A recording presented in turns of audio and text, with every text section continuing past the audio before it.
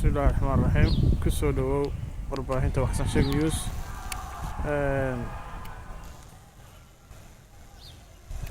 waxaad nooga warantaa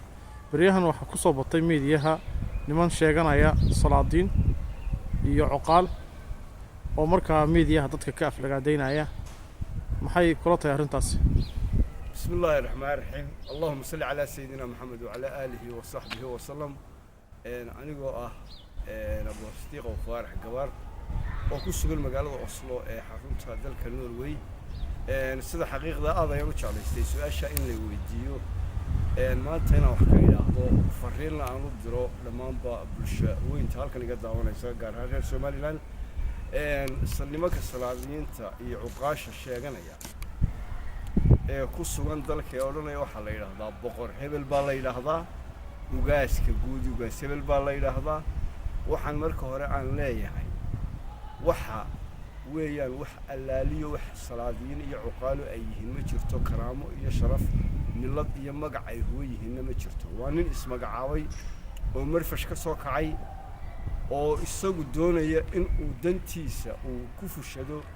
وضد كان يسكدرو وحويا نيك الصلاة الشيغان يعني كرامة عقاشة أما صلادين تا وانين يسوسو تشيدا ضدك الصومالي حكمت له ونحر له والله يقانو أو إفيا خربة مناسبة منافعات له كهذا له ماها قف يسكدر يدتك أكير لي نما الإسلام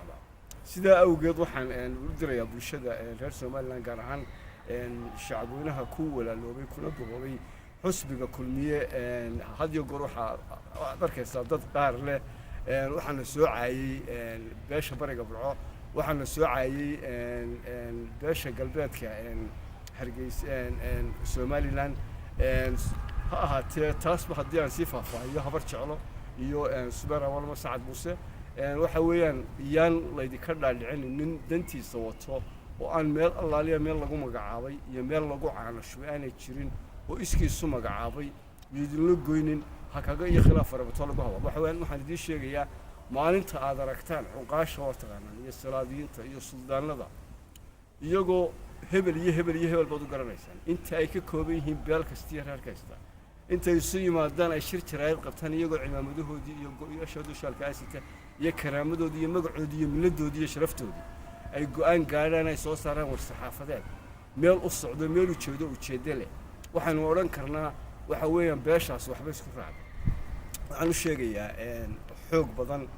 xusbiga kulmiye haddii aan u soo noqdo xusbiga kulmiye waa mid lagu naalooday midhihiisii iyo horumar fara badan dalka gaarsiiyey waxaana ka mid ah xusbiga kulmiye xukuumadda maanta haysa waxay ka timi xusbiga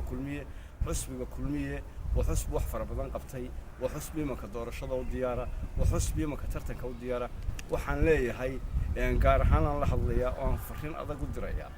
waxaan rag fara badan iyo beelaha ay ka galeen iyo dadka ay ka galeen xoogga iyo xiniyaha iyo xooluhu xusbiga waxa weeyaan maaha in la isxagxagto in maaha hoos loo foqo maaha in la kala foqo waxa weeyaan xusbigu ujeedo iyo mabda iyo sharci iyo shuruuc ayuu leeyahay waxaan jeclahay in loo hoggaansanaado sharcigiisa waxaan jeclahay ragga xoog iyo xiniyo ka galeen iyo maalin walba uu mid odhanayo waan iscasiray waxaan iska casiray halkan waxaan ku leeyahay mabda iyo siyaasad toona meel aad u socotaana ma jirto gurigii hooyadaa joogo waxaan u sheegayaa oo aan leeyahay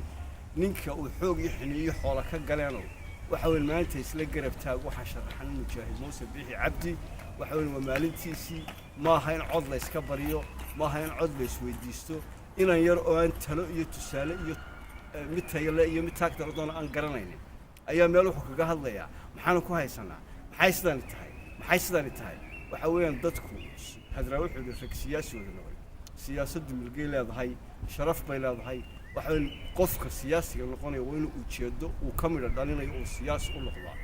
afahantay waxa weeyaan siyaasaddu meel buu socotaa mabda ay leedahay ujeeday leedahay waxaan idin leeyahay hagaagii khilaaf rabato lagu hadalo gobonimadu waa lagu taxan geedina wada gumuro aad buu hantana waa guusha ugu war marinkii iyo ujeedadii uu lahaa xusbigu ha ka baydhina waxaan u hambaliyeynayaa oo mar labaad u hambaliyeynayaa oo mar saddexaad u hambaliyeynayaa ragga xiniyadaha ee intay cadhoodan cadhodoodii ka soo noqday ee uu ka mid yahay Kachande ee uu ka mid yahay cabdicasiis samaale ee uu ka mid yahay xinif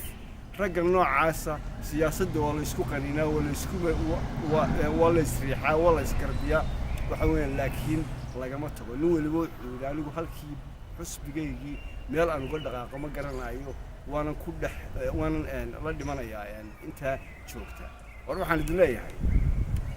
inan yaroo qof dadku waxay kala damayn jireen waxa weeyaan already qof waliba karaamiyo milkiya sharafta waa la is ixtiraami jiray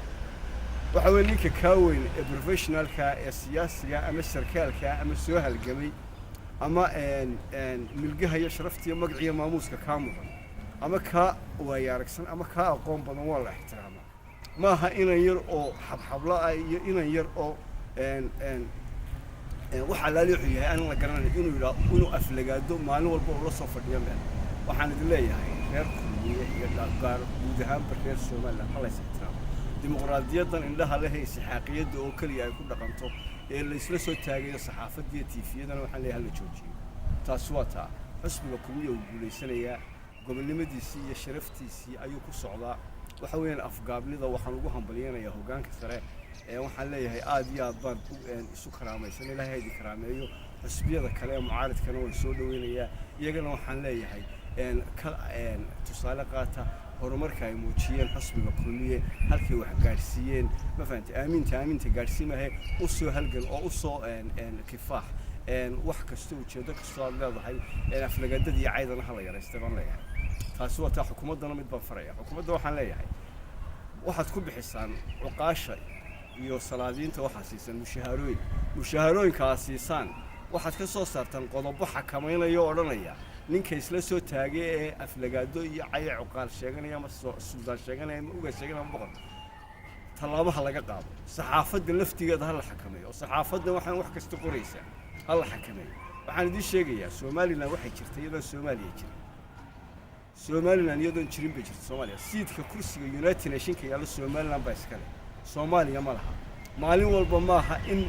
wax aan jirin laga hadlo ujeedadiina iyo mabdi'iina iyo taariikhda dalku leeyahay iyo tusaalihiina siyaasadeed meel mariya oo mowqifkiina ku socda waxaan leeyahay dawladda dhexe ee Somaliland iyo xukuumadda nin walba qabso wixii uu yahay ku quseeyo qabso haddii wasaarad tahay iyo haddii hay'ad tahay iyo hadday tahay golo deegaan mid walba waxaan leeyahay wixii ku quseeya ee dantaada ah ee lagu diray qabso oo ha u jeesan meesha waqti kale guur baa la soo galay barnaamijyo kala soo kordhay waxa kaliya oo maanta ka saari kara dalka waa nin adag oo madaxweyne dalka ka noqda ninkaasi wuxuu noqonayaa insha Allah billahi kariim loogu duceeyo mucaaridi muxaafid bayaan lahayn Muuse Cabdi aad iyo aad ayaan idin salaamayaa anigoo ku sugan magaalada Oslo waxaan leeyahay ilaahay ha idin karaameeya isticlaada ilaahay ha idin jeclaadee waxa weyn waxaan maanta dhacayo wada aragtan caalamka ka dhacaya waxa weyn mandaqada yar horumarka iyo barnaamijyada horumarineed ee la soo bandhigay ee la gaadhay ee loo soo hawshooday ha ka hor imanina ku taageera dawladaha shisheeye hadday soo garacaan badbadina ka furan war horumarka laga wada shaqeeyo wadajirka laga shaqeeyo wanaagga laga shaqeeyo xumaanta iyo khilaafka la joogtiyo wasalaamu calaykum waraxmatullaahi wabarakaatuh